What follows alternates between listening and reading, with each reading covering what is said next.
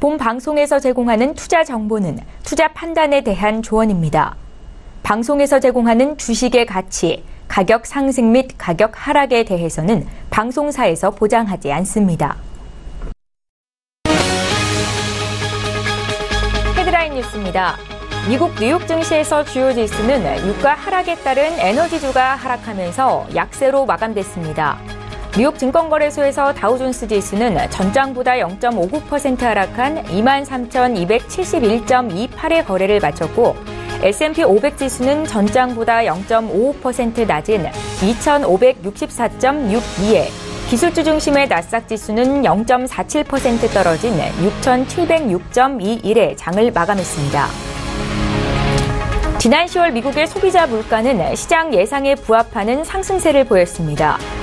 미 노동부는 10월 소비자 물가지수 CPI가 전월 대비 0.1% 상승했다고 발표했습니다. 월스트리트저널 조사치도 0.1% 상승이었습니다. 10월 소비자 물가는 전년 대비로는 2.0% 상승했습니다. 지난 10월 미국의 소매업체 매출이 전월 대비 0.2% 증가했다고 미 상무부가 밝혔습니다. 앞서 9월에는 소매 판매가 1.9% 늘어나면서 큰 폭의 증가세를 보인 바 있습니다. 허리케인 침수 피해와 맞물려 일시적으로 증가했던 자동차, 부품 판매가 다시 주춤해지면서 전반적으로 소매 매출을 둔화시켰다고 상무부는 설명했습니다. 국제유가가 이틀째 하락했습니다. 미국의 원유 재고가 증가했다는 소식이 전해진 가운데 산유국들의 갈등 소식도 투자 심리에 영향을 미친 것으로 분석됩니다. 뉴욕 상업거래소에서 거래된 12월 인도분 서부 텍사스산 원유 WTI 가격은 전날보다 배럴당 0.66% 내린 $55 33센트를 기록했습니다.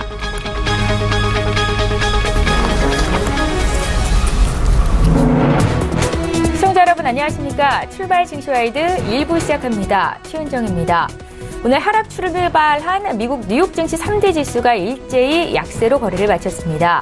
최근에 증시가 사상 최고치에 도달했다는 피로감이 반영이 됐고요. 또 유가가 하락하면서 에너지주가 약세를 보인 것이 영향을 미쳤다라는 평가인데요. 다우존스 지수와 S&P 500 지수, 나스닥 지수 모두 0.5% 안팎으로 하락이 나왔습니다. 자, 어제 국내 증시 마감 상황도 볼게요. 최근에 코스닥 지수가 강하죠. 코스닥이 6거래일 연속 오르면서 연중 최고치를 다시 한번 높였습니다. 거래 대금과 시가총액이 모두 이날 사상 최대치였는데요. 코스닥 시가총액 20%를 차지하고 있는 제약 바이오주가 4%나 오르면서 강세 움직임이 나왔습니다. 반면에 코스피 지수는 0.3% 하락하면서 2,518포인트로 거래를 마쳤고 어느덧 주가는 2,510선대로 밀렸는데요. 코스닥 시장에서도 제약 바이오주가 강했던 것은 어제장 특징적인 모습이었습니다.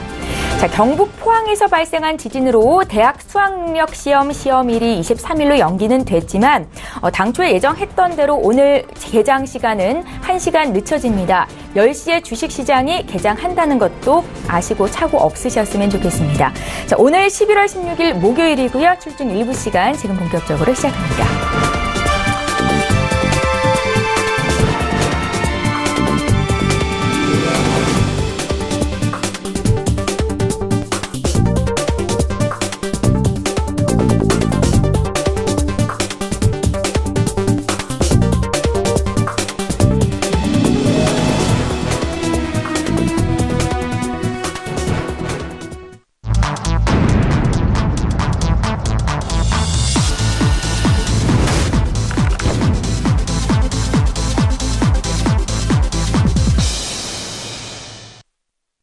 예, 시장의 중심이 되는 이슈 분석해드리는 시간입니다. 글로벌 시시각각 시간이고요. 오늘 목요일이죠. 헌터스 경제연구소의 김진석 소장 이 자리에 모셨습니다. 선생님 안녕하세요. 안녕하세요. 예, 자, 오늘도 첫 번째 이슈부터 좀 보겠습니다. 네. 아시아 태평양 지역의 주도권을 놓고 특히나 경제 주도권을 놓고 중국과 일본의 힘 겨루기가 예상된다라는 이슈인데 네. 이게 어떤 내용인지 좀 봐주십시오. 네, 상당히 좀 어려운 단어를 좀 써야 될 것 같은데요. 예. 아시는 것처럼 트럼프 대통령이 취임 이후에 이제 미국을 위주로 주라는 보호무역주를 하겠다 이러다 보니까 글로벌의 각 국가들이 서로 간에 서로 그 연합 종행이라는 표현을 쓸 정도로 각 국가별로 이익을 따라서 또 다른 이런 협정이나 과거에 우리가 TTP나 한미 FTA 이런 식으로 자유무역의 어떤 형태가 최근 들어 바뀌고 있어서 그런 부분들을 좀 설명을 좀 드려야 되겠습니다. 네. 자, 통상 뭐 여러 가지 뭐 PPT나 이런 단어는 좀 어렵기 때문에 화면을 보시면서 설명을 좀 이어가는 것이 좀 이해에 좀 돕지 않을까 이렇게 말씀드려보겠고요. 예. 그 보실 그 화면을 통해서 리뷰를 좀 드려보겠습니다. 최근 들어서 이슈가 됐던 것이 RCEP 그리고 TPP라는 표현을 쓰고 있는데요. 자, 먼저 화면에 보시는 것처럼 왼쪽의 차트를 좀 보시면은 네. RCEP라고 나옵니다. 이것이 한국말로 해석을 하면 영내 포괄적 경제 동반자 협정이라는 표현을 쓰고 있고요. 지난 14일날 일단 첫 번째 정상회담을 했고 일단 빠르면 내년 정도에는 이제 RCEP가 본격적으로 시작되겠다. 이런 어떤 단어 뜻을 먼저 설명드리겠고요. 키워드는 주도권은 중국이 가지고 있다. 이렇게 설명드리겠고 네. 두 번째로 TPP입니다. TPP는 시청자 여러분께서 자주 익숙하신 단어 중에 하나가 환태평양 경제 동반자 협정인데요. 여기서 왼쪽에는 P, 오른쪽에는 P의 단어는 뭐 파트너십이기 때문에 아시아권을 둘러싼 결국 각 국가들이 서로 간에 파트너십을 맺고 있구나 이렇게 단어 보시면 좋겠습니다. 네. 자, 그럼 RCEP부터 말씀드려보겠는데요.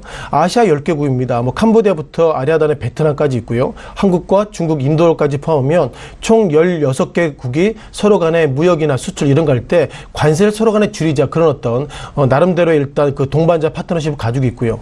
여기서 시장에서 가장 궁금하게 보는 것이 한국 입장에서 보면 중국이 한국 입장에서 보면 수출국 1위입니다. 따라서 한국이 TPP에 포함되는 것이 아니라 중국과 같은 경제 동반자 협정을 통해서 앞으로는 우리가 중국 수출할 때 세금이나 이런 부분들을 적게 가져가겠습니다. 이런 어떤 시그널이 예상보다 크게 나오고 있습니다. 현재까지 조건문이죠. RCEP가 올해 되는 건 아닙니다. 내년에 만약 된다면 전제 조건 가운데서 결국 중국이 포함됐기 때문에 글로벌 가운데서 메모드급 경제권이라고 말씀을 드릴 수 있겠고요. 네. 물론 뭐 중국이 있기 때문에 당연히 세계 인구의 절반 그리고 전 세계 GDP의 약 3분의 1 정도 차지할 정도로 메모드급 경제권이 이루어지겠다 이렇게 보겠습니다. 기본적으로 RCEP에 대해서 정리를 좀 드렸던 것 같고요. 예. 자, 그럼 아리아단의 우측에 보면 TPP입니다. 이거 TPP가 이름이 약간 바뀌었습니다. 과거에는 실은 TPP죠. 환태평양 경제 동반자 협정에서 TPP가 되는데 여기서 미국이 빠졌습니다. 미국이 빠졌기 때문에 그렇다면 TPP라는 표현 쓰기는 좀 애매해서 앞에 있는 CP라는 표현을 써서 포괄적 그리고 점진적 환태평양 경제 동반자 협정이라는 표현을 쓰는데 눈에 띄는 것들은 아리아단을 보시면 그 TPP가 실은 미국이 그동안 주도했는데 미국이 주도했다는 것은 오바마 전 대통령이 주도했는데요. 예. 자, 트럼프 대통령이 예상보다 오바마 대통령 전 대통령을 그렇게 긍정적으로 보고 있지 않아서 오바마 대통령의 흔적 지우기를 상당히 많이 합니다. 그러다 보니까 TPP 만들 때는 오바마 대통령 만들었는데 트럼프 대통령은 오바마 대통령이 만들었던 TPP는 나는 안 들어가겠다. 그렇게 해서 미국이 일단 탈퇴를 선언했다는 걸 보면 네. 전체적인 트렌드 가운데서 RCEP 그리고 TPP가 어떻게 힘의 구조를 가져올 것인가 그런 부분이 가장 큰 고민이고요. 네. 자, 그렇다면 우리가 가장 마지막 고민은 저것입니다. 결국 한국이 얼마나 이해관계가 될 것인가 부분인데 아리아단에 보면 TPP가 앞서서 제가 이제 미국을 넘어서 일본이 주도한다는 말씀 드렸는데요. 일본이 주도한 TPP 가운데서 캐나다와 멕시코가 껴 있습니다. 캐나다와 멕시코가 한국과 일본 입장에 상당히 의미가 있고요. 아시는 것처럼 자동차 생산 기지 그리고 수출 이런 부분들이 우리가 미국을 넘어서 캐나다나 멕시코에 많이 하고 있는데 어쩌면 한국이 TPP에 포함이 안 돼 있고 현재 RCEP에 돼 있다는 것은 나는 캐나다, 멕시코 시장보다도 중국 시장을 겨냥할 것입니다. 그런 어떤 자동차 업종 관련된 스탠스가 있는데 작년 이후에 우리가 소위 경제보복 이후에 이제 뭐 중국에 한국 메이드 인 코리아 자동차가 다니면 뭐 기사 내용은 좀 극단적이지만 뭐 유리창이 깨지고 소위 혐한 감정이 커지고 있기 때문에 이런 스탠스 상태에서 우리가 과연 RCEP에 포함되는 것이 맞는가 그런 고민을 가지고 있습니다. 정리하면 지금 RCEP나 TPP가 아직까지 진행 중이겠지만 중요한 것은 한국 입장에서 일본이 캐나다, 멕시코 이제 소위 수출이나 수입할 때 그만큼 관세가 한국보다 더 적어진다면 한국 입장에서 상당히 부정적일 것 같고요. 따라서 이것이 결국 뭐 정보 정책이기 때문에 이런저런 이해득실에 대한 판단은 하기 어렵지만 최소한 자동차 업종 관련돼서는 한국이 일본보다 소위 업종별 경험률이라는 표현을 쓰고 있는데요. 업종별 경험률의 의미는 한국과 일본이 미국을 상대로 수출할 때 예상보다 겹치는 부분이 60% 정도 된답니다. 그 가운데서 자동차 업종이 겹친다면 결국 현대차, 기아차나 현대모비스, 즉 자동차 3인방을 비롯해서 한국의 소위 자동차 수출이 지금보다 줄어들 수 있다. 이런 어떤 월가의 의견들을 다시 한번 정리해서 좀 드려봤습니다.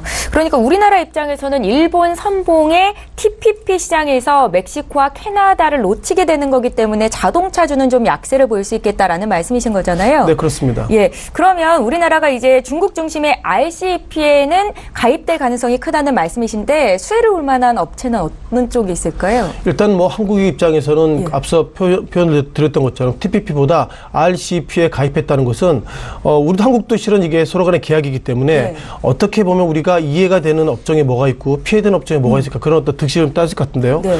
현재까지는 실은 우리가 중국 상대로 이렇게 경제보복이나 사드 이런 충격이 있을 것이라는 생각을 못했었기 때문에 자동차 업종은 경쟁력이 있기 때문에 일단 미국이 일본이 TPP 가입돼 있고 우리는 안 돼 있다 하더라도 우리가 상대적으로 수혜가 있을 거야. 그런 어떤 판단이 현재까지 있는 것 같고요. 자, 그러다 보니까 우리가 앞서서 잠깐 보셨던 것처럼 그렇다면 우리가 이 몇몇 국가들 그 가운데서 캄보디아, 라오스, 미얀마 이런 쪽에 과연 한국이 얼마나 이해가 될까 그런 부분도 퀘션마크가 있는 것 같습니다. 네. 따라서 이런 국가들 간의 이런 어떤 협약이 아직까지 진행 중이기 때문에 현재까지 트렌드를 보면 아직까지 이것이 뭐 결정된 건 아니죠. 현재까지 트렌드를 보면 한국이 TPP에 포함되어 있지 않은 것이 현재까지는 그 자동차 업종 부정적이다 이렇게 말씀드릴 필요 있는 것 같고요. 그렇다면 우리가 과연 수혜 업종을 무엇을 볼 것인가 그런 팩트인데 아무래도 한국은 결국 중국을 향해서 이런저런 모든 물자를 우리가 중국 수출하기 때문에 결국 수혜 본 업종은 자동차 업종을 비롯해서 그동안 화장품 업종을 비롯해서 몇몇 업종 그동안 우리가 중국을 상대로 피해봤던 그런 업종들이 뒤집어 보면 중국을 향해서 우리가 수혜 볼 수 있다 이런 어떤 단순한 말씀을 좀 드리는 것이 적절할 것 같습니다. 예, 알겠습니다. 저희 첫 번째 이슈 분석해봤고요. 이제 두 번째 이슈로 좀 넘어가 보겠습니다. 세계 최고의 전기업체죠. 제너럴 일렉트릭이 뉴욕 증시에 상장이 돼 있는데 연일 약세 움직임을 나타내고 있습니다. 최근 이틀간 주가가 13% 정도 내려갔고요. 또 올 들어서 주가가 지금 현재 50%가량 폭락해 있는 상태인데요. GE가 몰락하고 있다라는 표현을 쓰던데 이게 시사하는 바가 뭡니까, 소장님? 실은 뭐 GE가 그 80년도에는 GE 그 냉장고 상당히 좋았습니다. 예. 한국에는 삼성전자나 LG전자보다 상당히 좋았고요. 어쩌면 시청자님께서 GE라는 단어를, GE코리아 단어를 검색해 보시면 기본적으로 GE코리아가 파는 것이 뭐 전기전자, 항공, 가전, 뭐 금융 캐피탈보다 상당히 많이 있습니다. 예. 자, 그러다 보니까 소위 그 올드하신 분들은 GE라는 단어가 상당히 익숙하고요. 뭐 그렇지 않은 분들 많이 계실 텐데. 예. 자, 그렇다면 뭐 GE에 대해서 좀 말씀드려보겠습니다. 예. 제너럴 일렉트릭 1892년에 만들어진 회사입니다. 예, 뭐 130년 정도 이렇게 업력 있는 회사고요. 현재 뭐 다우지수 가운데서도 어떻게 보면 업력 가운데 가장 오래된 기업이 어느덧 이제는 뭐 주당 18달러면 실은 표현은 적절하지 않지만 그동안 130년 업력에 비해서는 껌값이다 이렇게 좀 말씀을 네. 들어볼 필요 있는 것 같고요. 자, 먼저 그렇다면 또 하나 종목이 있습니다. 우리가 뭐 제너럴 일렉트릭도 소폭이나 약세 모습 보이고 있지만 메이라는 그 메이시스라는 기업도 있는데요. 아무래도 이건 뭐 차트를 좀 보시면서 말씀드리는 것이 좀 더 좋을 것 같습니다. 네. 자, 메이시스가 어떻게 보면 미국의 가장 오래된 백화점이고요. 이 회사도 1858년에 그 창립된 회사인데 앞서 보셨던 그 G 그리고 메이시스 이런 주가들이 예상보다 주가가 상당히 좀 약세 모습 보이겠습니다. 아무래도 오늘 그 메이시스나 이런 종목들 얘기했던 기본 팩트가 즉 오래된 기업들이라도 경쟁력이 없으면 결국 망한다 그런 어떤 판단을 다시 한번 드리는 것 같고요. 예. 제너럴 일렉트릭에 대해서 주가 어떤 시가총액을 제가 잠깐 좀 체크해 봤는데요. 제너럴 일렉트릭의 주가가 한국 돈으로 175조입니다. 뭐 삼성전자가 375조인 걸 보면 시가총액이요. 그렇죠. 예, 예. 삼성전자보다 그 한국 돈으로 해보면 삼성전자의 반도 안 되는 종목이 이렇게 100년 이상의 업력을 가지고 자랑하는 것이 과연 맞나 이런 좀 판단을 가지고 있고요. 네. 자, 메이시스 같은 경우에는 더 웃깁니다. 메이시스의 표현을 좀 잠깐 좀 보시겠는데요. 이 종목이 제가 말씀드릴 때 1858년에 창립됐다고 말씀드리는데요. 이 종목이 지금 주가가 주당 19달러의 모습을 가지고 있고요. 시가총액이 한국 돈으로 6조 6천억입니다. 물론 6조 6천억이면 상당히 많다고 표현될 수 있겠지만 아마존의 주가를 좀 보실 것 같은데요. 자, 아마존의 주가 제가 아무래도 그냥 차트 채울 것 같은데요. 예. 아마존의 주가는 IMZN이죠. 아마존의 주가 어떻게 보면 이게 상당히 새내기라고 말씀드릴 정도로 업력이 얼마 안 됐습니다. 오늘 같은 경우에는 시가총액 주당 1139달러이고요. 시가총액으로 보면 아마존의 주가가 달러 베이스로 어떻게 보면 한국 돈으로 보면 약 600조 그리고 앞서 말씀드린 메이시스가 6조인 걸 보면 결국 100분의 1밖에 안 되는 것이 메이시스 그리고 아마존 그리고 제너럴 일렉트릭의 기본적인 특징인 걸 보면 네. 아무래도 이제는 업력이 오래됐다 그런 부분들이 전혀 자랑할 것 없다 그런 관점으로 제가 몇몇 종목들 시간 좀 걸렸지만 좀 리뷰를 좀 드려봤습니다. 예. 자, 그럼 우리가 제너럴 일렉트릭을 좀 들어가 봐야 되겠는데요. 네.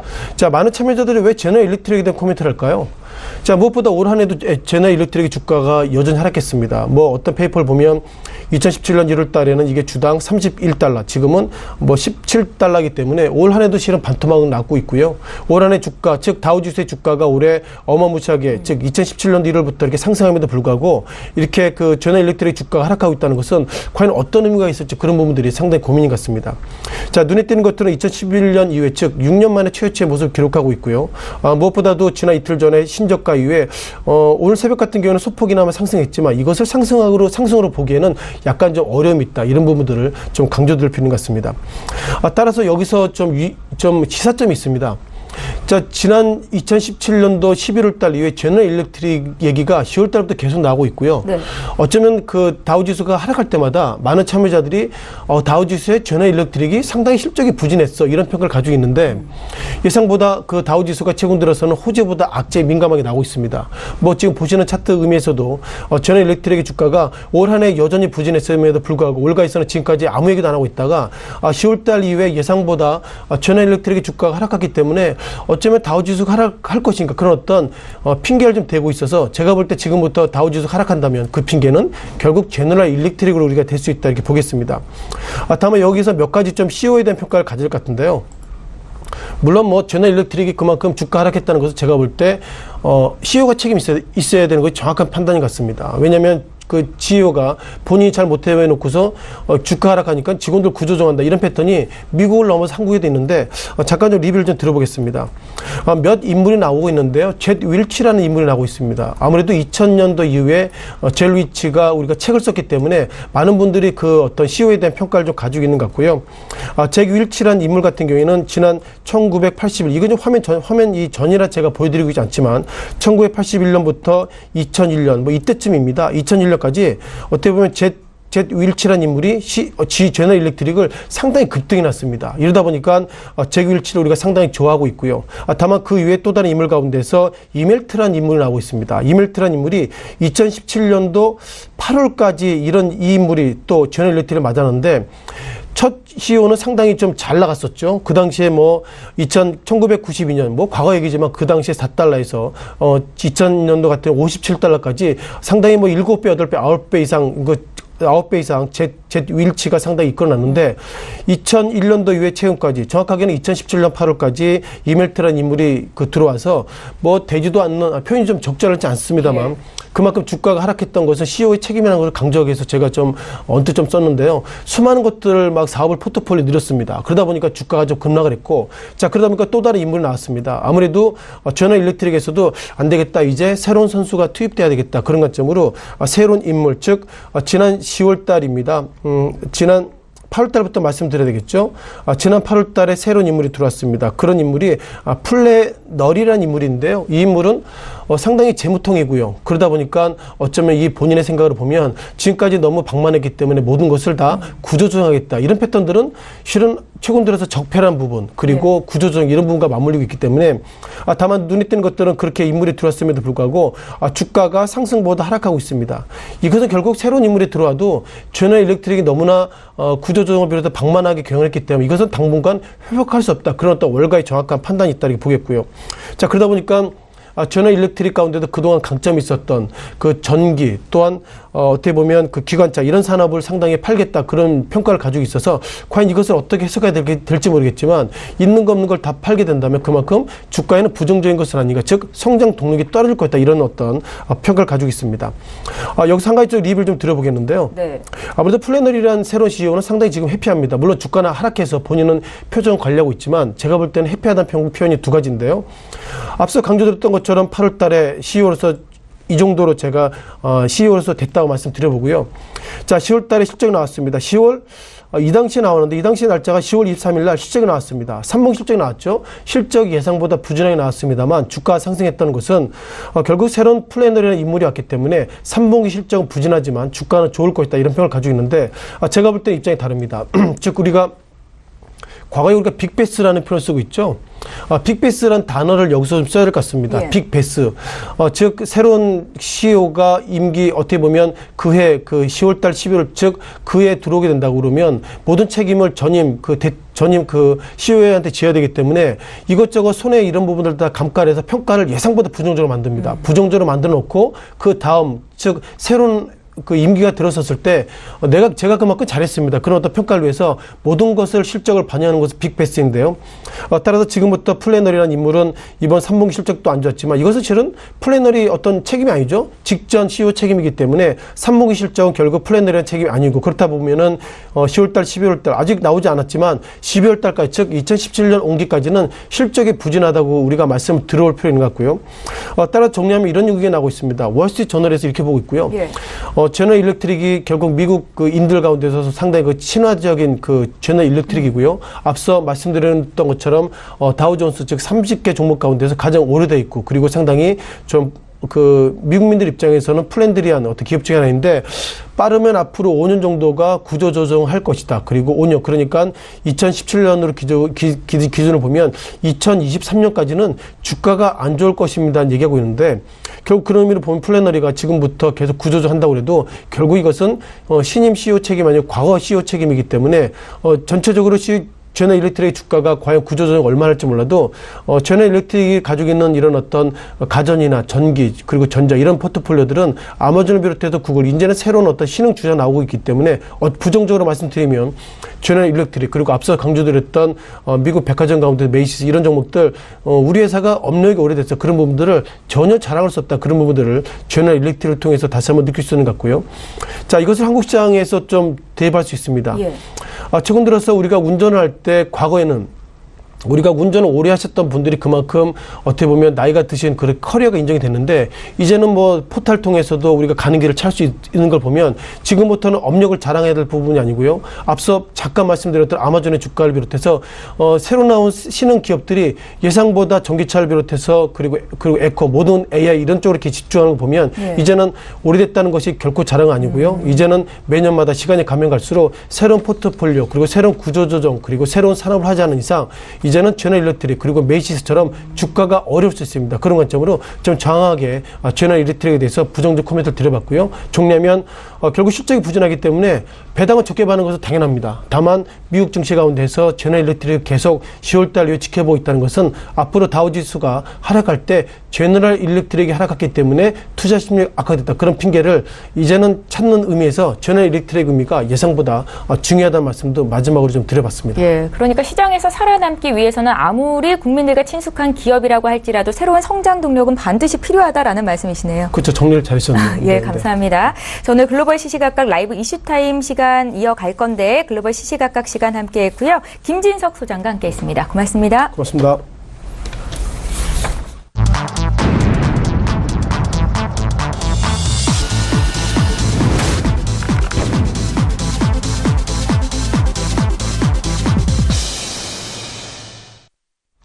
예, 이번에는 국내 시장 쟁점을 보다 구체적으로 좀 풀어보겠습니다. SK증권 영업부 PIB 센터의 이재강 이사님 오늘도 화상으로 만나볼게요. 이사님 안녕하세요. 네, 안녕하십니까. 예, 반갑습니다. 자, 오늘도 첫 번째 이슈부터 좀 보겠습니다. 청년층 실업률이 특히 크게 올라가면서 고용시장이 좀처럼 나아질 기미를 보이지 않고 있습니다. 수치적으로도 그렇고 또 체감상으로는 더 어려운 상황인데요. 언제쯤이면 상황이 좀 나아지겠습니까? 네. 우리나라 그 증시에서 아니면 우리나라 일상생활에서 굉장히 중요한 기념일이라든지 날이 있죠. 자, 오늘이 그 중에 하나였었는데 연기가 됐습니다. 수능일이었는데 그래서 오늘 평상시보다 시장이 1시간 늦게 시작하지 10시에 시작합니다. 그래서 여러분을 평소보다 1시간 늦게 여러분을 찾아뵙는데요. 어제는 여러 가지 이슈, 수능도 연기됐지만 또 포항 지역의 대규모 지진으로 인해서 증시가 크게 출렁거리고 일부 또 피해도 보신 분도 나타나는 그런 모습입니다. 조속한 복구가 빨리 됐으면 좋겠고요. 수능 타이밍을 맞췄다가 연기된 학생들한테도 어떤 일주일 정도 컨디션들을 잘해서 이 연기된 것이 오히려 전화위복이 됐으면 좋겠다는 생각을 가져봅니다. 주식시장도 마찬가지가 아닌가 생각이 듭니다. 최근 급등하던 주식시장이 다시 한번 더 양극화 얘기가 나오는 그런 모습이죠. 여러분도 아시다시피 코스닥 시장은 연일 급등하고 또 코스피 시장은 조정을 받는 그런 모습을 보이면서 역시 이 다소 시장의 불안감이 확산되는 듯한 그런 모습을 보여주고 있습니다. 여기에다가 문재인 정부 들어서 강력하게 추진했던 고용 회복, 신규 고용 창출이 이거 브레이크가 걸린 것이 아니냐 하는 불안감이 야기되고 있는데요. 그 내용은 뭐냐면 다소 회복되던 취업자 수가 다시 악화 일로를 걷고 있는 그래서 고용 불안이 다시 지속되는 거 아니냐 하는 우려감이 낳고 있습니다. 청년 실업률이 8.6%로 10월 기준으로 18년 만에 최고치를 경신하면서 우리나라가 금융 외환위기였던 1990년대 후반으로 다시 되돌아가는 그런 모습이 펼쳐지고 있고요. 체감 실업률은 무려 21.7%로 크게 높아진 그런 모습입니다.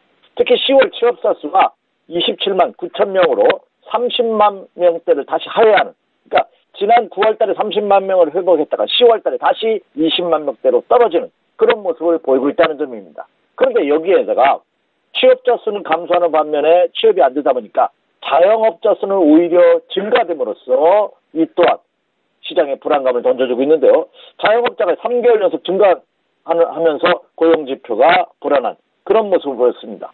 그나마 위안이 되는 것은 괜찮은 일자리로 알려지고 있는 제조업 업종에 대한 일자리가 다소 증가하고 있다는 것이 다소 그나마 위안은 되고 있습니다만 여전히 취업 불안이 해소되지 않고 있다는 불안감을 던져주는 그런 모습입니다. 특히 자영업자는 지난 8월 달에는 감소했죠. 그러나 9월, 10월 달에 두 달 연속 증가해 줌으로써 다시 한번 취업 대란이 오는 것이 아니냐.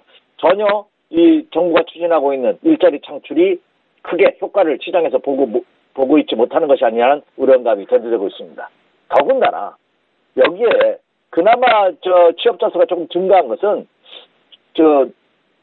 청년층, 다시 말해서 나이 드신 분들이 그나마 취업이 확산됐지 실질적으로 경제에 도움이 되고 활력을 불러일으킬 수 있는 청년층, 다시 말해서 15세에서 29세 사이 이 청년들의 실업률은 8.6%로 오히려 실업률은 상승하는 그런 모습을 보였다는 점입니다. 따라서 이제 문재인 정부가 이제 트럼프 대통령과의 정상회담, 그리고 동남아 순방, 그리고 중국과의 해빙 모드 이것을 마치고 이제 귀국하셨죠. 하자마자 지진이라는 그런 악재를 만나긴 했습니다만 역시 이제 다시 한번 이 일자리 창출에 좀 더 탄력을 받으면서 좀 더 적극적인 정책을 추진할 가능성이 높아지고 있습니다. 그래서 이 일자리 회복 문제가 경기 회복과 직결된다는 점을 감안해 본다면 향후 정부의 강력한 추진 정책이 어떻게 시장에서 반영되는지 같이 체크할 필요가 있겠다. 그렇다고 본다면 최근 들어서 증시의 호조세로 인해서 증시가 활력을 되찾고 있는데 이 활력세가 지속되기 위해서는 이 신규 일자리 창출이 경제 회복에 큰 버팀목, 디딤돌이 된다는 점 좀 체크해 주시면서 이 고용 문제도 한번 같이 염두해 주십시오. 이렇게 말씀을 드립니다. 예, 잘 알겠습니다. 저희 이번에 두 번째 이슈 보겠습니다. 국내 은행들의 올해 3분기까지 순이익이 지난해 같은 기간에 비해서 배 이상 늘어서 6년 만에 최대 규모를 기록했다고 하는데요. 어떤 이유가 있었는지 또 앞으로의 흐름은 어떨지 좀 봐주십시오. 네, 은행들이 올 연말로 다가오기는 금리 인상에 앞서 이 실적이 사상 최대치를 기록하는 듯 은행주들의 실적에 어닝 서프라이즈가 이어지고 있는 그런 모습입니다. 은행권이 3분기까지 순이익이 무려 11조 2천억으로서 6년 만에 최대치를 기록했고요. 지난해 대비해서는 그렇죠.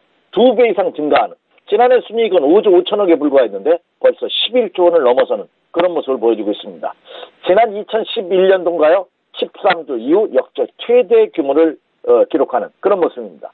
자, 그렇다면 이 은행들의 이 순이익 급증 이유가 뭐냐? 이걸 또 살펴보지 않을 수가 없겠죠. 이자 수익과 비이자 수익이 모두 증가되는 그런 모습을 보였습니다. 이자 수익이 27조 6천억이었고요. 비이자는 6조 2천억 모두 그러니까 이자와 비이자 수익이 모두 증가되는 그런 긍정적인 모습을 보였다는 점입니다. 여기에다가 조선업 대손 비용이 크게 감소하면서 마무리된 것이 영향 크게 준 그런 모습입니다.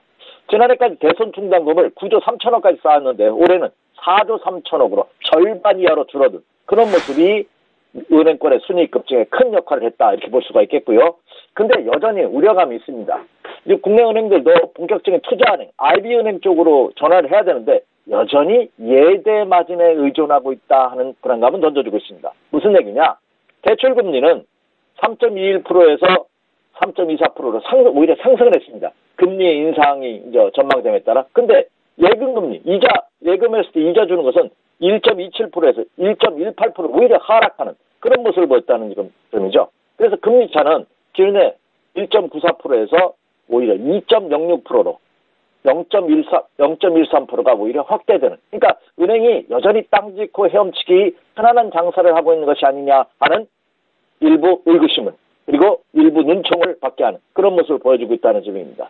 따라서 이 은행들이 과연 예대 마진 수익에서 벗어나면서 본격적인 투자은행으로의 전환을 어떻게 하는지가 관건이 되지 않을까 생각이 되고 있고요. 그리고 자 증권회사에서도 IBM을 본격적으로 이제 금융감독원에서 승인을 했죠. 그래서 우리나라 대형 3조 원 이상의 자본금을 갖고 있는 5대 대형 증권사가 IBM을 시작합니다. 물론 본격적으로 수신 업무는 한국투자증권 한 곳밖에 인가를 받지 않았습니다만 추후적으로 배석받을 가능성이 높다면 단순히 은행권에서도 이제 예대 마진에 의존한 장사는 이제 한물 갈 가능성이 높고 거기에 치중하다가는 보면은 은행권도 도태될 수밖에 없지 않은 그냥 냉혈한 현실이 눈앞에 있지 않나 생각이 됩니다.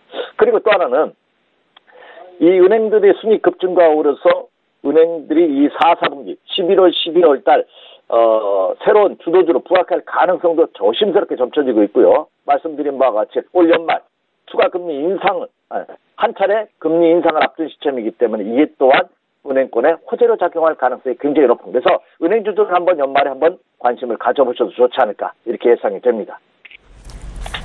예, 은행주에 대한 투자 전망까지 함께 들어봤습니다. 자, 이번에는 구체적인 투자 전략을 좀 여쭤볼 텐데요. 최근에 코스닥 시장이 초강세입니다. 요즘 시장이 좀 현기증이 난다, 지수를 따라가기에도 참 벅차다라는 목소리가 여기저기에서 들리는데 바이오주가 없으면 좀 소외되는 시장이잖아요. 이런 가운데 코스닥 시장이 내년에 1000포인트 넘을 수도 있다라는 전망까지 나옵니다. 이사님, 투자 의견 어떠십니까? 예, 참 지난 상반기에 반도체를 포함하지 않은 분들이 철저하게 시장에 소외됐었죠.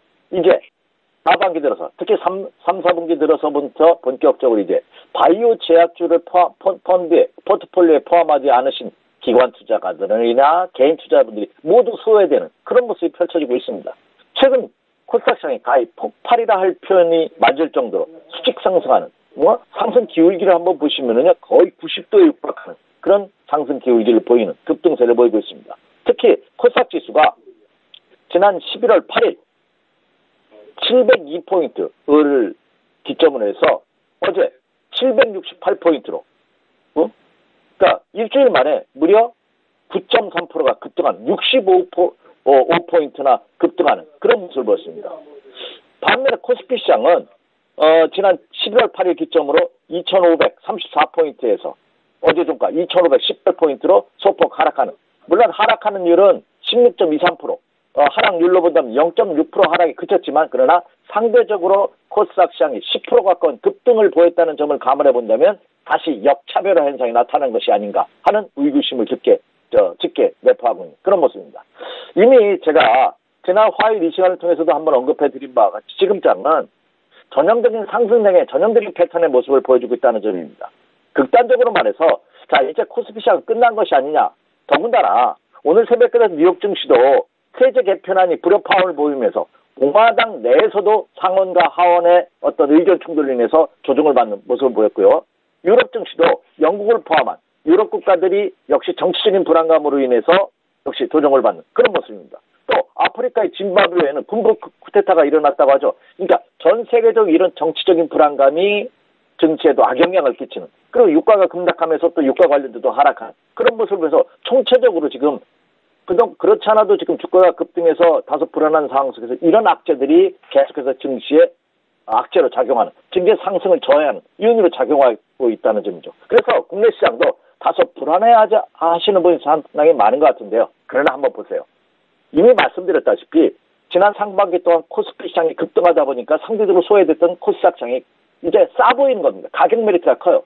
최근 일주일 동안 단기 급등을 해서 다소 과열권에 진입한 모습은 보여주고 있지만 그러나 코스피 시장이 사상 최고치 신고가를 벌였다는 점을 감안해 본다면 코스닥 시장은 이제 시작이 아닌가 하는 생각을 조심스럽게 해봅니다. 물론 연속 상승에 따른 단기 조정은 있겠지만 추세적으로는 상승기조 전선에는 전혀 이상이 없는 그런 모습을 보여주고 있다는 점이죠. 그래서 여전히 추가 상승 가능성은 있는 그런 모습을 보여주고 있다는 점입니다. 더군다나 올 연말까지는 코스닥 시장이 코스피 시장을 압도할 가능성은 없습니다. 제가 지난 10월 달에 추석 연휴 이후에 11월 달을 전망하면서 11월 달은 수익률 측면에서 보면 코스피 시장보다 코스닥 시장이 압도할 가능성이 높다는 점을 이 시간을 통해서 강조드렸습니다. 그 가장 큰 이유가 뭐냐면 역시 가격이 싸다는 가격적인 메리트가 크게 부각되기 때문에 그렇죠. 그리고 기조가 상승 기조이고요. 그렇다고 본다면 이제 향후는 이제 코스닥 시장이 다소 이제 이번 주를 지나면서 다음 주 들어서는 주춤거릴 가능성이 또 있습니다.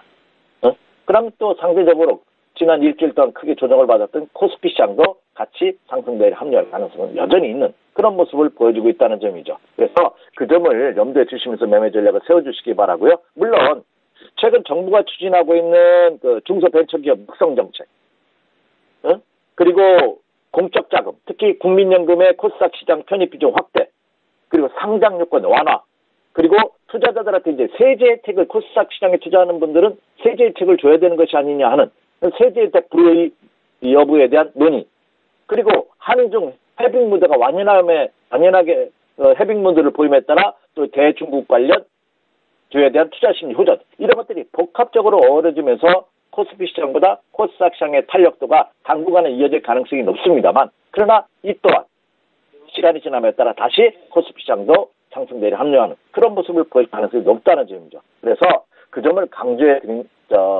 간과하지 마시고요. 지금은 여러분이 선호하고 계신 종목분들을 중심으로 해서 계속해서 중립을 늘려가는 전략, 추세 이탈하는 것을 확인하고 매도하겠다는 그런 전략으로 임해 주십시오, 이렇게 말씀을 드립니다. 그리고 또 하나, 제가 이 시간을 통해서 다시 한번 강조하고 싶은 것은 많은 투자자분들이 상승장에서도 기관과 외국인들에 비해서 수익을 올리지 못하는 가장 큰 이유가 뭐냐면 상승장에서 수익이 났다면 너무 일찍 이익 실현을 해버립니다. 손해보고서 흔들리면 절대 팔지 않아요. 손해봤기 때문에. 근데 수익을 조금 나서 흔들리면은 바로 이익 실현을 해버리는 경우가 너무 많습니다. 오히려 지금 장은 너무 시장을 세밀하게 현미경으로 보는 것이 아니라 한 발 뒤로 물러나서 여유롭게 보는, 오늘 장은 오전 10시부터 오후 4시 30분까지 6시간 반 장이 열리죠. 6시간 반 동안 매 시간, 매분 시장을 지켜보지 마시고 1시간에 한 번씩만 시장을 보고 오전장에 한 번 보고 오후장에 한 번 보는, 그러니까 여유롭게 시장을 지켜보는 그런 전략도 필요하다. 다시 말씀드려서 지금 장은 상승 기조가 유지되고 있다는 점을 염두에 두시면서 좀 여유롭게 확인하고 매도한다는 자세로 임해 주십시오, 이렇게 말씀드립니다. 자, 그리고 현금 여유가 있으신 분이나 추가적으로 자금을 중시에 투입하여서 매수하고자 하시는 분이라면 오늘이 목요일입니다. 내일이 금요일이죠. 오늘 흔들릴 수가 있겠죠. 오늘 새벽에는 뉴욕 증시도 조정을 받았습니다. 그렇다고 본다면 오늘 장도 국내 시장 조정을 받을 수 있기 때문에 추격 매수는 할 필요 없겠지만 조정을 받는다면 여전히 저는 매수 전략 가능하다고 봅니다. 자, 그럼 어떤 종목을 매수할 것이냐 하는 겁니다. 기존에 말씀드렸던 반도체, 저는 좋다고 생각합니다. 지금 코스닥 시장의 열풍을 주도하고 있는 제약바이오 여전히 홀딩입니다. 그리고 유통, 그리고 자동차, 그리고 게임. 내일부터 우리나라 그 디스타 2017 게임 대전이 열리죠. 역시 투자심 호전에 이어질 가능성이 있다. 게임 관련 역시 좋지 않나 생각이 되고요. 모두에 설명드렸던 은행과 증권 같은 금융주들, 시장이 안정화된다면 이 금융주들도 각광을 받을 가능성이 굉장히 크고요. 자, 그리고 지금 침체면의 모습에서 아직 벗어나지 못하고 있는 조선과 건설주들도 오히려 장기적인 안목에서 분할 매수하신다는 분은 한번 눈여겨보실 필요가 있지 않나 생각이 됩니다. 조선주 같은 경우에도 일주 상승에 지금 조정을 받으면서 다시 가격이 원위치되어 있는 그런 모습이고요. 건설주 같은 경우는 경찰과 검찰 그리고 공정위에서부터 대대적인 조사로 인해서 일부 악재에 휘말리는 건설사들이 있습니다. 물론 이들 종목을 굳이 매수할 필요는 없습니다만 그렇기 때문에 덩달아서 동반하겠던 우량 건설사들은 한번 이 시점을 통해서 조금씩 분할 매수하셔도 좋다는 생각이 됩니다. 자, 다시 한번 정리를 할게요. 주식 투자를 하시면서 오늘은 제가 매수하는 방법에 대해서 살짝만 업데이트해 드릴게요. 주식 투자는 싸게 사는 것이 관건입니다. 그런데 쌀 때 분할 매수할 때 한 번 매수했는데 더 빠져. 그러면 그 무조건 사는 게 아니라 템포를 조절하셔야 됩니다. 사고 나서 조금씩 오르는 종목을 추가적으로 계속 매수하는 것이 원칙이다. 이렇게 말씀드립니다. 그 점을 염두에 두시면서 제가 말씀드렸던 종목을 중심으로 해서 포트폴리오 전략 구성해 보시기 바라고요. 다시 한번 강조해 드립니다만 지금 장은 전형적인 상승 기조이기 때문에 너무 작은 인연에 연연하지 마시고요. 증시를 좀 크게 보는, 넓게 보는 이런 와이드한 그런 시각이 필요하다. 이렇게 말씀을 드립니다. 이상입니다. 예, 오늘도 경제 이슈 분석하고 구체적인 투자 전략까지 들어봤습니다. SK증권 영업부 PIB 센터의 이재강 이사와 함께했습니다. 말씀 잘 들었습니다. 네, 감사합니다.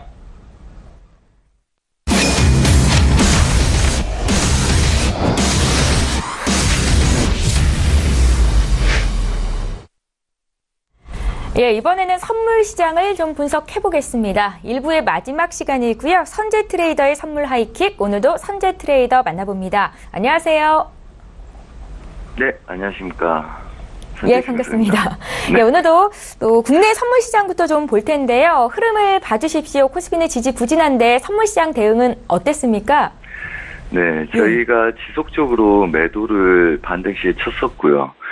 그 다음에 최근에 종가홀딩에서 330 지수까지 열고 334 지수를 굉장히 유심히 봤었죠. 자, 어제 야장에 330.80대까지 빠졌습니다. 그리고 어제는 적극적으로 할 필요는 없다. 다만 추가적으로 무투자분들이 재매도할 구간은 333.3040이다. 이렇게 드리고 마무리를 지었고요. 그다음 저희는 지속적으로 매도를 끌고 왔기 때문에 거의 10% 이상의 수익을 얻었습니다. 매일 지속적으로 매도를 드렸었고요. 그다음에 최종 목표 10%가량 매도를 먹었죠. 예전처럼 말하자면 한 달 만기까지의 월물 변동성을 싹 긁어먹은 거죠. 최소한 우리가 10% 이상을 먹었기 때문에. 자, 그렇다면 오늘은 어제 야장 때 330 중반을 찍고 반등한 아이들이 332 지수 부근에서 시작될 가능성이 높습니다.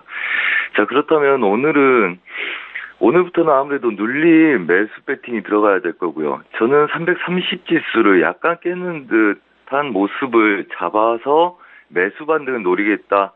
거의 한 달 정도 됐나요? 11월 초부터 그렇게 봐왔기 때문에 이제 매도 마무리를 하고 눌림 매수 공략을 할 생각입니다. 그래서 이번 주 말부터 다음 주 초까지 그렇게 볼 생각이고요. 그렇다면 뒤에 소수점들을 좀 빼더라도 330 지수 지지력에 주목할 필요가 있겠죠. 자, 그렇다면 예상자원 333 지수 먼저 드리고요. 그 다음에 예상 지지력은 330 지수를 말씀드리겠습니다. 그리고 330 부근부터는 눌림 매수 전략 유효하다, 이렇게 국내 선물은 말씀드리겠습니다. 예, 국내 선물 시장에서도 수익을 내고 계시고 이번에는 해외 쪽으로 좀 보겠습니다. 선물 시장 대응 전략 짜주시죠. 네, 해외 선물 좀 보겠습니다. 우선은 어제와 같이 수익을 확보하고 변곡 매매에 집중하자 말씀드렸습니다. 지금 보면 유로, 달러, 그 다음에 골드가 지속적으로 하루하루 변곡점이 달라지고 있습니다. 자, 먼저 달러 인덱스 한번 먼저 봐드리겠습니다. 자, 달러 인덱스 돌파 보자고 말씀드렸고 매도로 빠지면서 저희가 리딩 사인으로 93.30대 말씀드렸습니다. 정확히 그 자리에서 팀 모습이고요. 자, 그렇다면 저걸 달러 인덱스를 저렇게 이상했기 때문에 자, 우리가 유로 달러는 어떻게 했을까요? 자, 우선은 최저가에서 추세 매수로 끌고 왔고요. 말씀드렸다시피 1.18400 이상부터는 매도 관점 드렸습니다. 자, 새벽에 얘네들이 찍었고요. 그래서 먼저 들고 계신 분들과 무포 대응으로 갖고 계신 분들이 있었습니다. 그래서 상방 제약을 두고 어제 지속적으로 매도 사인을 드렸고요. 그 다음에 300대 아래로는 무너질 거다 걱정하지 마시라 말씀을 드렸고요. 그 다음에 어제 미장부터 다시 빠지기 시작을 했었습니다. 그래서 충분히 수익을 냈고요. 지금 구간들은 지금 저항점들 우리가 다시 재매수했던 구간들에 놓여있기 때문에 아직은 추세를 여기서 추가적으로 보는 것보다는 이제 반등했을 때 다시 고점 영역에서 매도를 치는 게 유용하다, 이렇게 말씀드리겠습니다. 자, 예상 저항은 1.18400, 예상 지지력은 1.17000대 여전히 그렇게 설정해서 드릴 거고요. 그 이유는 얘네들이 전체적인 바운더리가, 그러니까 전체적인 흐름 자체의 박스 보합이 이거였습니다. 그래서 약간의 오버슈팅이 난 상태에서 오늘 빠진 아이들은 다시 그 구간 저항에 그 다음에 전체 돌파한 구간들까지 박스 보합을 보기 위해서 이 박스 구간 전략적으로 세워드리고요. 반등 매도 전략, 매수가 끝났기 때문에 반등 매도 전략을 펼치시길 바랍니다. 자, 그 다음에 크루드오일 보겠습니다. 크루드오일도 좀 웃을 만큼 완벽하게 또 변곡들 다 잡아내서 다들 마무리 지었는데요. 제가 화요일날 미장 때 55불 때, 화요일날 미장 때 55불 때 진입을 예상 드렸습니다. 그래서 55불, 그 다음에 54.90까지 매수 전략 펼치자고 말씀드렸고요. 예상대로 화요일날 미장에 빠졌습니다. 그리고 어제 지표 발표가 있을 때 제가 서울경제에 생방송을 진행을 했었죠. 저녁 11시부터 진행하는 생방송에서 분명하게 얘네들은 지표가 터진 이후에 원유 재고량이 늘어났음에도 불구하고 분명히 매수가 유리하다. 매수 사인 드렸다. 매수하라고 말씀드렸습니다. 그리고 생방송에서도 90 손절에 매수 사인 드렸고요. 그 다음에 1차 3호, 그 다음에 2차 6호 드렸던 걸로 기억합니다. 그 다음에 추세가 더 나은지 보자 그랬고요. 자, 그렇다면 우선은 매수 쪽으로 흘러갔습니다. 오늘 눌린 구간 지지력, 매수력이 유효할 듯 보이고요. 55.00대 저항이 있지만 예상 저항은 그냥 크게 드리겠습니다. 지지력은 55불 지지하면 매수기 때문에 지지력은 55불 드릴 거고요. 그 다음에 예상 저항은 큰 바운더리 내에서 56불 드리겠습니다. 그래서 55불이 지키는 데에서는 지속적인 매수 관점 말씀드리겠습니다. 자, 그리고 골드입니다. 자, 골드도 추세 매수를 먹은 다음에 매도 사인을 드리기 시작을 했죠. 자, 전반적으로 달러 인덱스가 약간 더 남아있다고 말씀드렸고요. 그래서 중간 매도 자리들은 지속적인 약수익청 사인을 또 따로 드렸습니다. 그 다음에 1290.0 이 자리에 분할 진입을 하시던 무포자분들은 신규 매도를 치시라고 말씀드리고 사인을 마쳤습니다. 그래서 그게 최고가로 형성하고 매도로 빠지기 시작했죠. 자, 어느 구간에서 잡았든 본인이 어떤 매매를 하셨든 걱정하지 마시라 말씀을 드렸고요. 그 다음에 예상대로 다시 저가 목표로 왔습니다. 자, 오늘은 이렇게 보고 있습니다. 예상 저항 지지력은 여전히 똑같은 큰 자리 드릴 거고요. 1270.0, 그 다음에 예상 저항은 1290.0. 자, 이 구간들 박스입니다. 박스 구간들 돌파하는 게 원체 박스를 크게 드린 거기 때문에 어제와 같은 전반적인 큰 그림 드리는 거고요. 저희가 지금 해외 선물은 변곡 매매에 집중하자 그랬는데 하루는 매수, 하루는 매도, 하루는 또 매수 진입을 들어가야 되는 거죠. 그래서 수익 확보하고 변곡 매매에 집중하라고 지속적으로 말씀드리겠고요. 오늘 자리는 여러분들이 실전할 때는 약간 자리를 조정해서 127000대 배수 진입을 치시고요. 그 다음에 실제 진입은 12770 지지력에서 지속적인 매수 배팅 하시면 좋은 결과 나올 거라고 예상하고 있습니다.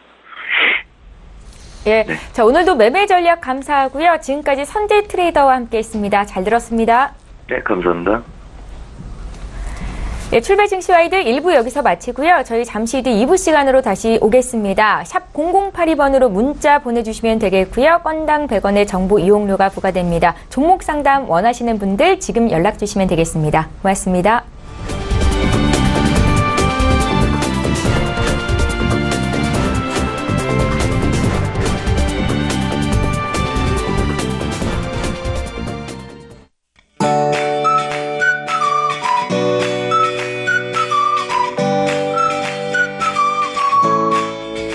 안녕하세요. K웨더 라이프스타일 예보 최씨입니다. 수능이 일주일 뒤로 연기됐습니다. 남은 기간 동안 수험생들은 건강관리를 철저히 해야 할 텐데요.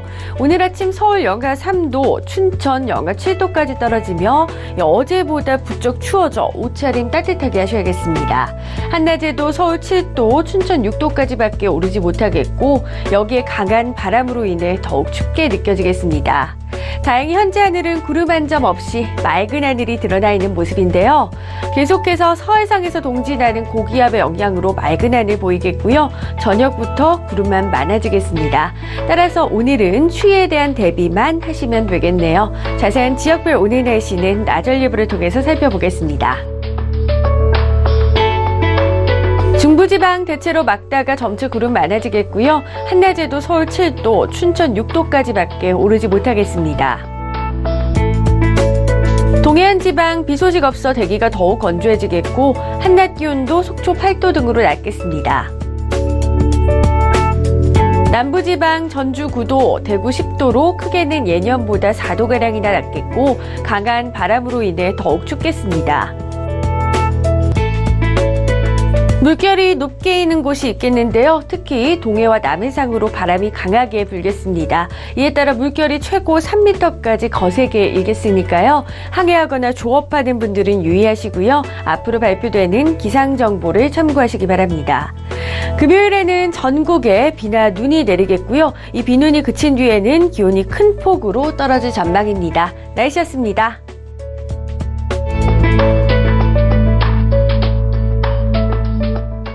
본 방송에서 제공하는 투자 정보는 투자 판단에 대한 조언입니다.